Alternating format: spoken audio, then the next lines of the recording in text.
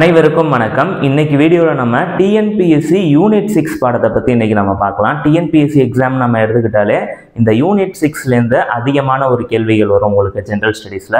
Almost group 4ல் நம்ம எடுத்துக்கிட்டோம்னா ஒரு 20 கேள்விகளும், குரூப் 1ல் 40 கேள்விகளும் இந்த ஏரியாலேருந்து வரும். இந்த பார்ட்டை நாம் அவாய்ட் பண்ணாமல் கட்டாயமாக நம்ம இதை நல்லா படிச்சிருக்கணும். அது ரொம்ப முக்கியம். டிஎன்பிஎஸ்சி பொறுத்த வரைக்கும் ஒரு நல்ல ஸ்கோர் நாம் எடுக்கணும்னா இதெல்லாம் ஒரு முக்கியமான ஒரு பார்ட்டு. இப்போ இந்த யூனிட் 6 பாடத்தில் இருக்கக்கூடிய பிரிவுகள் என்னென்ன, இதை எப்படி நாம் பிரித்து படிக்கிறது, தென் இதில் இருக்கக்கூடிய ஒரு முக்கியமான ஒரு டாபிக்ஸ் என்னென்ன, அதாவது எந்த டாப்பிக்லேருந்து அதிகமான கேள்விகள் வரும், அதெல்லாம் நம்ம ஒன் பை ஒன்னாக டிஸ்கஸ் பண்ணலாம். லாஸ்ட்டாக வேர் டு ஸ்டடி, நம்ம 6th-லேருந்து 12th வரைக்கும் இருக்கிற புத்தகத்தில் வேர் டு ஸ்டடி எங்கெங்கெல்லாம் இந்த டாபிக்ஸ்லாம் கவர் ஆகும் அப்படின்றதையும் நம்ம பார்க்கலாம். ஏன்னா இன்னுமே நிறைய பேர் வேர் டு ஸ்டடி கேட்குறீங்க, அதனால் இந்த வேர் டு ஸ்டடியை நான் இன்க்ளூட் பண்ணியிருக்கேன். பட் நீங்கள் குரூப் 1 எக்ஸாம் எழுத போகிறீங்க அப்படின்ற பட்சத்தில் இனிமேல் புதுசாக எதுவும் நீங்கள் படிக்க வேணாம். ஏற்கனவே படித்த டாபிக்ஸை பல வாட்டி நீங்கள் ரிவிஷன் பண்ணுங்கள். அப்படி ரிவிஷன் பண்ணும்போது இதில் நான் ஒரு சில முக்கியமான டாபிக்ஸ்லாம் சொல்லுவேன். அந்த டாபிக் மட்டும் நீங்கள் கவர் பண்ணாமல் இருக்கீங்க அப்படின்ற பட்சத்தில் அதை மட்டுமாவது நீங்கள் கவர் பண்ணிட்டு போங்க. ஒரு நல்ல ஒரு டோட்டலாக உங்களால் எடுக்க முடியும். சரி, இப்போ ஃபஸ்ட்டு நம்ம இந்த யூனிட் 6 பாடத்தில் இருக்கக்கூடிய பிரிவுகள் என்னென்ன அப்படின்றத நான் ஷார்ட்டாக சொல்லிடுறேன். ஏற்கனவே நான் சொல்லியிருக்கேன், பட் இருந்தாலும் புதிய மாணவர்களுக்காக நான் ரிப்பீட் பண்ணுறேன். இப்போ ஃபஸ்ட்டு இதை 3ஆக நம்மளால் பிரிக்க முடியும். இந்த யூனிட் 6 அப்படின்றத ஒரு 3 பார்ட்ஸாக நம்மளால் பிரிக்கலாம். இதை எளிமையாக நீங்கள் புரிஞ்சுக்கணும். First part Tamil society. First part Tamil society ரிலேட்டடாக இருக்கக்கூடிய கண்டென்ட் எல்லாம் இதில் வந்துடும். செகண்ட் பார்ட் லிட்ரேச்சர் ரிலேட்டடான கண்டென்ட். லிட்ரேச்சர்னால் இலக்கியம் சார்ந்து இருக்கக்கூடிய கண்டென்ட் எல்லாமே உங்களுக்கு இந்த செகண்ட் பார்ட்டில் வரும். இதில் தான் உங்களுக்கு சங்க காலத்துலேருந்து இக்காலம் வரைக்கும் இருக்கக்கூடிய அந்த இலக்கியங்கள் தொடர்பான தகவல்கள் எல்லாம் நீங்கள் படிச்சிருக்கணும். தென் திருக்குறள் சார்ந்து இருக்கக்கூடிய தகவல்கள் எல்லாமே உங்களுக்கு தெரிஞ்சிருக்கும். திருக்குறள் அப்படின்னு சொல்லி கொடுத்துட்டு சிலபஸில் ஒரு 6 ஏரியாலேருந்து கேள்வி கேட்போம் அப்படின்னு சொல்லி கொடுத்துருப்பாங்க. இது ஒன்றும் இல்லை, திருக்குறளில் இருக்கக்கூடிய 3 பிரிவுகளில் அறம் மற்றும் பொருள் சார்ந்து இருக்கக்கூடிய குறள்கள் எல்லாம் உங்களுக்கு தெரிஞ்சிருக்கணும் அப்படின்னு சொல்லி அர்த்தம். பட் நம்ம என்ன சொல்கிறோன்னா 6வதுலேருந்து 12வது வரைக்கும் இருக்கக்கூடிய தமிழ் சமச்சீர் பாட புத்தகத்தில் இருக்கக்கூடிய குறள்களில் மட்டும் உங்களுக்கு நல்லா தெரிஞ்சிருச்சு அப்படின்னாலே இந்த பார்ட்லேருந்து வரக்கூடிய கேள்விகளை உங்களால் எளிமையாக கிராக் பண்ணிட முடியும். 3வதாக சொல்ல போகிறது தான் ரொம்ப முக்கியமான ஒரு பார்ட்டு. அதுதான் தமிழக விடுதலை போராட்ட வரலாறு. தமிழக விடுதலை போராட்ட வரலாறு இது ரொம்ப ஒரு அதிகமான கேள்விகள். இந்த யூனிட் 6லேயே எந்த பார்ட்லேருந்து அதிகமான கொஷின் வரும்னா அது இந்த 3வதாக நான் சொன்னேன், இந்த தமிழக விடுதலை போராட்ட வரலாறு அப்படின்ற இந்த டாபிக்லேருந்து அதிகமான கொஷின் வரும். ஏன்னா நம்ம சமச்சீர் கல்வி புத்தகத்திலே இந்த 3வதாக நான் சொன்ன இந்த தமிழக விடுதலை போராட்ட வரலாறு இந்த டாபிக்கு தான் அதிகமான சோர்சஸ் இருக்கும். குறிப்பாக நீங்கள் 6th-லேருந்து 12th வரைக்கும் ஹிஸ்ட்ரி புக்கு, தென் தமிழ் புத்தகத்தை நீங்கள் கவர் பண்ணுற மாதிரி இருக்கும். இந்த 3வதாக நான் சொன்ன டாப்பிக்கை இதை மட்டும் தெளிவாக நீங்கள் படிச்சிருங்க. நீங்கள் இந்த ஃபஸ்ட்டு பார்ட்டு செகண்ட் பார்ட் நீங்கள் படிச்சிருக்கீங்க அப்படின்ற பட்சத்தில் ரொம்ப நல்லது. ஏன்னா 20 கொஷினுக்குமே நீங்கள் தயாராக இருப்பீங்க. அப்படி லாஸ்ட் மினிட்ல எனக்கு கொஞ்சம் அதிகமான கொஷின்ஸ் வரணும் சார் அப்படின்னு நீங்கள் கேட்டிங்கன்னா கட்டாயமாக இந்த 3வதாக இருக்கக்கூடிய இந்த தமிழக விடுதலை போராட்ட வரலாறு அப்படின்ற இந்த டாப்பிக்கை நீங்கள் மிஸ் பண்ணிடாமல் ரிவிஷன் பண்ணும்போது இந்த டாபிக்கு கொஞ்சம் அதிகமான முக்கியத்துவம் கொடுத்து நீங்கள் பண்ணணும். இதை உங்கள் மைண்டில் ஃபிக்ஸ் பண்ணிக்கிங்க. நெக்ஸ்ட் நம்ம சிலபஸ் அனாலிசிஸை நம்ம பார்க்கலாம். இப்போ நம்ம இன்ட்ரோடக்ஷனில் சொல்லும் போது நான் சொல்லியிருந்தேன், first part Tamil society, second part இலக்கியம் சார்ந்து இருக்கக்கூடிய சிலபஸ் டாபிக்ஸ் எல்லாம் செகண்ட் பார்ட்டில் கவர் ஆகும். 3வது பார்ட் தான் ரொம்ப முக்கியமான ஒரு பார்ட். அதுதான் தமிழக விடுதலை போராட்ட வரலாறு அப்படின்னு சொல்லி நம்ம பார்த்துருந்தோம். இதை சிலபஸில் எப்படி நம்ம ஃபிக்ஸ் பண்ணுறது அப்படின்னு சொல்லி நம்ம பார்க்கலாம். இப்போ ஃபஸ்ட்டாக இருக்கிற இந்த தமிழ் சமுதாய வரலாறு, அதில் ஆரம்பித்த இந்த தொல்லியல் கண்டுபிடிப்புகள் இது ரொம்ப முக்கியமான ஒரு டாபிக். இந்த தமிழ் சொசைட்டி இங்கே தமிழ் சமுதாய வரலாறு இதில் ஆரம்பித்து இந்த தொல்லியல் கண்டுபிடிப்புகள் வரைக்கும் உங்களுக்கு வரும். அதில் ஒரு கொஷின் கண்டிப்பாக இந்த தொல்லியல் கண்டுபிடிப்புகள்லேருந்து ஒரு 2 கொஷின் வரைக்கும் நம்ம எக்ஸ்பெக்ட் பண்ணலாம். இதுலேருந்து வரக்கூடிய கேள்விகள் எல்லாமே எப்படி இருக்கும்னா, ஒரு ஆர்கியாலஜிக்கல் சைட்டை கொடுத்துருவாங்க. அந்த ஆர்கியாலஜிக்கல் சைட்டு தொடர்பாக இருக்கக்கூடிய கேள்விகள் எல்லாம் கேட்பாங்க. அதில் கண்டுபிடிக்கப்பட்டவைகள் சார்ந்த கொஷின் கேட்கலாம், இல்லை அந்த சைட்டை எங்கே லொக்கேட் ஆகிருக்கு அப்படின்றத பற்றின ஒரு கொஷின் கேட்கலாம். அந்த சைட் எங்கே லொக்கேட் ஆகிருக்கு அப்படின்னு கேட்குறாங்கன்னா அதெல்லாம் குரூப் 4 ரிலேட்டடாக இருக்கக்கூடிய கொஷின்.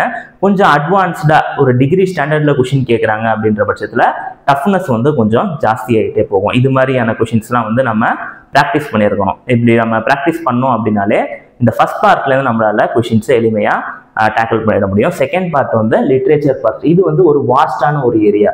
ஏன்னா அவங்க சிலபஸ்லேயே மென்ஷன் பண்ணியிருக்காங்க, சங்க காலத்தில் ஆரம்பித்த இக்காலம் வரைக்கும். அப்படின்னா என்ன, 8 தொகை 10 பாட்டு இது மாதிரி இருக்கக்கூடிய நூல்கள் எதையுமே நம்ம ஒமிட் பண்ணாமல் சித்தர் பாடல்கள், அப்புறம் நவீன கால பாடல்கள், இதெல்லாமே வந்து நம்ம கவர் பண்ணியிருக்கணும். சங்க காலத்தில் ஆரம்பித்து இக்காலம் வரைக்கும் இருக்கக்கூடிய எல்லா பாடல்களும் எல்லா இலக்கியங்களும் நாம கவர் பண்ணியிருக்கணும் இந்த ஜோனில்.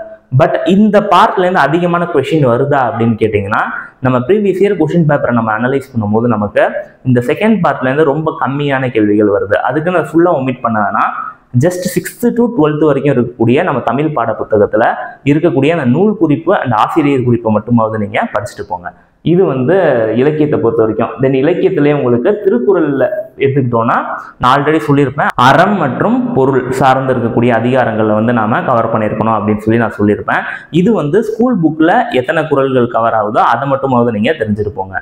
கொஷின்ஸ் வந்து உங்களுக்கு திருக்குறள்லேருந்து வரக்கூடிய கேள்விகள் வந்து ஒரு fill in the blanks மாதிரி அவங்க கேட்கலாம், இல்லை ஏதாச்சும் ஒரு வார்த்தையை அவங்க அண்டர்லைன் பண்ணிட்டு அந்த வார்த்தைக்கான பொருளை அவங்களை கேட்கலாம். இது மாதிரி எல்லாம் கொஷின்ஸ் வந்து அவங்க கேட்கறதுக்கான வாய்ப்புகள் இருக்கு. இல்லை ஏதாச்சும் ஒரு ஸ்டேட்மெண்ட்டை கொடுத்துட்டு இதுல 1 only 2 only அது மாதிரியான கேள்விகள் கேட்கறதுக்கான பாசிபிலிட்டி இருக்கு. இது வந்து செகண்ட் ஜோன் வந்து இலக்கியம் சார்ந்து இருக்கக்கூடிய ஒரு பார்ட் எல்லாமே நம்ம கவர் பண்ணி ஆக வேண்டிய ஒரு ஜோன் இது. But first part second part வந்து இங்கே ஆரம்பிக்கும். இந்த சங்க காலத்தில் ஆரம்பிச்சு இந்த திருக்குறளை பற்றின தகவல்கள் எல்லாம் சேர்ந்து இந்த இடத்துல வந்து முடியும். உங்களுக்கு திருக்குறளின் தத்துவ கோட்பாட்டுகள் இது வரைக்கும் வந்து உங்களுக்கு செகண்ட் பார்ட்ல வந்து கவர் ஆகும். இந்த 2 பார்ட்ல இருந்துமே கேள்விகள் வந்து இடம்பெறும். பட் அதிகமான கேள்விகள் வந்து நம்ம ஆல்ரெடி பார்த்த மாதிரி இந்த தேர்ட் பார்ட்ல என்ன வரப்போகுது, அதாவது தமிழக விடுதலை போராட்ட வரலாறு, அந்த பகுதிக்கு கொஞ்சம் அதிகமான வெயிட்டேஜ் வந்து நீங்க கொடுங்க.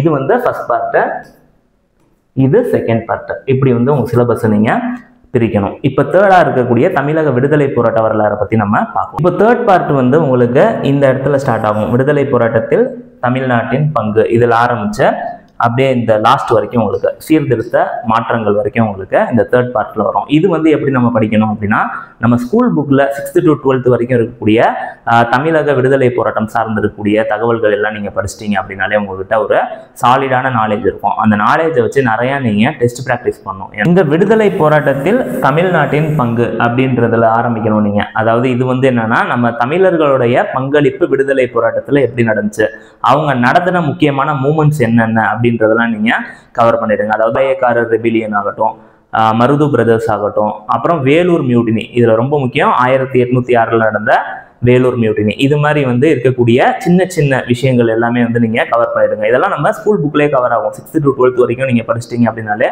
முக்கியமான ஒரு டாபிக். ஏன்னா இதுல தான் வந்து நம்ம ஜஸ்டிஸ் பார்ட்டி இதெல்லாம் கவர் பண்ணுவோம். அப்புறம் வேரியஸ் சோஷியல் ரிஃபார்மர்ஸ் இதெல்லாம் நம்ம கவர் பண்ணுவோம். அப்புறம் பேரறிஞர் அண்ணா, அப்புறம் தந்தை பெரியாருடைய கான்ட்ரிபியூஷன், இதெல்லாம் வந்து இந்த யூனிட் 6ல நம்ம கவர் பண்ண வேண்டிய தலைப்புகள். இதெல்லாம் வந்து கொஞ்சம் எலாபரேட்டா நம்ம கவர் பண்ணிருக்கோம். லாஸ்டா நான் சொன்ன இந்த தமிழக விடுதலை போராட்டத்தை மட்டும் கொஞ்சம் எக்ஸ்டென்சிவ் ரீடிங் வந்து நீங்க பண்ணிடுங்க. அதாவது கொஞ்சம் நல்லா 360 டிகிரியில கொஞ்சம் நம்ம எலாபரேட்டா கவர் பண்ண வேண்டிய ஒரு பகுதி வந்து இதுதான். ஏன்னா இதுல என்ன அதிகமான கொஸ்டின்ஸ் வந்து நமக்கு வரப்போகுது. அது மட்டும் இல்ல, நம்ம கவர்மெண்ட் சோர்சஸான சமச்சீர் கல்வி புத்தகத்திலையும் இந்த பார்ட்டுக்கு தான் அதிகமான தகவல்கள் வந்து நம்மள்கிட்ட இருக்கு. அப்படின்றதால இதை வந்து நீங்க ஒமிட் பண்ணிடக்கூடாது. ரிவிஷன் பண்ணும்போது இதுக்கு கொஞ்சம் அதிகமான ஃபோக்கஸ் வந்து நீங்க கட்டாயமா கொடுத்துதான் ஆகணும். யூனிட் 6க்கான புக் லிஸ்ட்டை வந்து நம்ம பார்க்கலாம். இப்போ புக் லிஸ்ட் அப்படின்றது டிஎன்பிஎஸ்சி எக்ஸாம் அப்படின்னு நம்ம எடுத்துக்கிட்டோம்னாலே டிஎன்பிஎஸ்சிக்கு ஒரு பேக் போன் என்னன்னா நம்ம சமச்சீர் கல்வி புத்தகம் தான்.